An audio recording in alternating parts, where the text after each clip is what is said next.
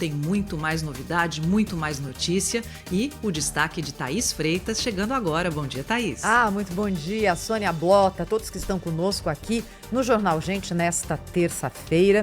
Existem alguns assuntos que parece que puxam ali o fio do novelo e colocam várias outras questões em debate. E esse aqui, sobre o qual eu vou falar agora, é um deles. É a votação prevista para hoje da chamada PEC da Anistia na Câmara dos Deputados.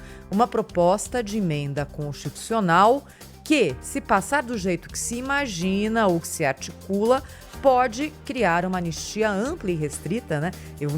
Uma época na nossa história que essa era uma expressão comum, mas para os partidos políticos que cometeram infrações às regras eleitorais ao longo dos últimos anos. Por que esse assunto puxa um novelo de muitos outros? Olha, por vários motivos. O primeiro deles a gente sempre brinca aqui no Jornal Gente, dizendo, a gente vai contar quantas vezes a palavra Supremo Tribunal, a expressão Supremo Tribunal Federal, o nome é dito durante uma edição. Supremo, STF, enfim, com todas as suas variáveis. E eu acho que a gente pode também estender essa brincadeira, esse desafio, para a sigla PEC, Proposta de Emenda Constitucional.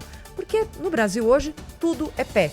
E aí tem uma PEC que muda a Constituição e logo na sequência tem uma outra PEC que muda a PEC que mudou a Constituição e a gente vai assim numa bola de neve, num processo infinito. É só olhar agora o que aconteceu, por exemplo, com a regra fiscal.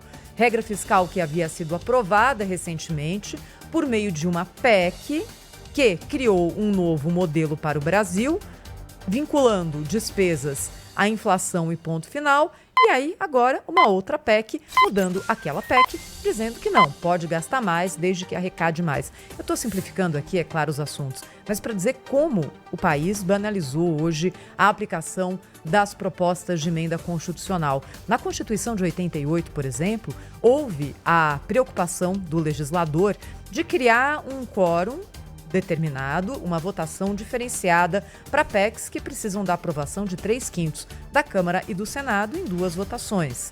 Agora, quando deputados e senadores querem, essa aprovação é rápida, não é um dificultador. Esse quórum não tem sido um dificultador, até pela própria configuração do parlamento, que historicamente tem um tipo de aliança com o Poder Executivo, independente de quem seja o executivo de plantão. No ano passado, houve aprovação recorde de 14 propostas de emenda constitucional. 14, mais de uma por mês. Mais de um remendo na nossa Constituição sendo feito por mês no ano passado. Desde 88, 128 cláusulas da Constituição foram alteradas por meio de propostas de emenda constitucional. Então, esse é um lado da discussão. O outro lado é: qual é, de fato, hoje a função da Justiça Eleitoral? De que forma a Justiça Eleitoral hoje serve ao país? E esse debate foi trazido pela presidente do PT, Gleisi Hoffmann, recentemente, e foi também trazido ao longo de todo o governo Jair Bolsonaro. Ou seja, a Justiça Eleitoral hoje é questionada por todas as vertentes políticas. Ou porque aplica multas, ou porque, no caso da gestão anterior, gerava ali algum tipo de desconfiança. O fato é que os partidos hoje não estão satisfeitos com a atuação da Justiça Eleitoral, estão prestes a aprovar uma emenda que anula muitas das decisões que são tomadas pela Justiça Eleitoral. Quem é que está com a razão? Os partidos que se dizem estrangulados por decisão da Justiça ou a Justiça que diz que os partidos têm que cumprir a regra e ponto e que se virem para cumpri-la? Essa é uma discussão também das mais interessantes. E esse assunto, mais uma vez, a PEC da anistia coloca em debate um outro desses temas que todos os dias está presente no nosso noticiário. Como fazer com que a Câmara, o Senado, representem a população brasileira de uma forma mais igual ao que hoje é a característica da nossa população. Por exemplo, a subrepresentação de mulheres no parlamento. Essa é uma necessidade que deve vir por meio de lei. Deve haver esse tipo de determinação aos partidos. O que existiu até agora deu muito pouco resultado. Os partidos deram um jeito de driblar essas determinações e o fato é que a vontade do eleitor expressa nas urnas tem sido por um parlamento majoritariamente masculino.